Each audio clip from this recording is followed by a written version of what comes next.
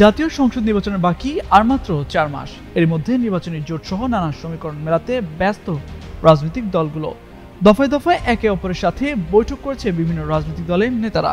অন্যদিকে নিবন্ধন স্থগিত হয়ে একদম কোণঠাসা রয়েছে আওয়ামী লীগ। এবারের নির্বাচনে অংশ নিতে পারছে না এই দল। তবে এবারের নির্বাচনের জন্য কার্যক্রম স্থগিত দলটির ভোট খুবই গুরুত্বপূর্ণ বলে মনে করছেন রাজনৈতিক বিশ্লেষকরা। তবে কোন দল পেতে পারে কার্যক্রম স্থগিত দলটির সমর্থকদের ভোট?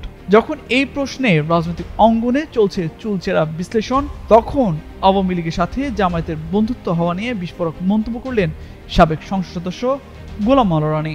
গেল সোমবার চ্যানেল আই এর তৃতীয় মাত্রা টক শোতে রনি জানান, আওয়ামী লীগের সাথে বন্ধুত্ব হওয়ার সম্ভাবনা রয়েছে জামায়াতের। পরিস্থিতি সেই দিকে যাচ্ছে বলে মনে করেন তিনি। 1988 সালের জাতীয় পার্টি ও আওয়ামী লীগের সম্পর্কের প্রসঙ্গ টেনে এই সাবেক সংসদ সদস্য বলেন, সে সময় কেউ ভাবেনি 2009 সালে হুসাইন মাহমুদ এরশাদের দল আওয়ামী লীগের ঘোড়া দল হিসেবে থাকবে। তবে বিএনপির সঙ্গে আওয়ামী লীগের সখ্যতা হওয়ার সুযোগ নেই বলেও মন্তব্য করেন তিনি।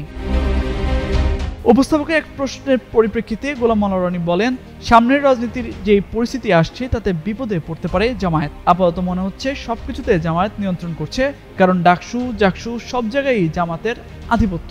তবে রাজনীতিতে প্রথম জেনারেশনের রাজনীতিবিদ হলেন মির্জা ফখরুলরা, তবে তৃতীয় জেনারেশনের রাজনীতিবিদ হলেন জামায়াতের আমির, আর চতুর্থ জেনারেশনের শিশির মনির ও ডক্টর মাসুদরা। ক্ষমতার দিক থেকে প্রথম জেনারেশনের সুবিধা ভোগ করলেও তারা চতুর্থ জেনারেশনের।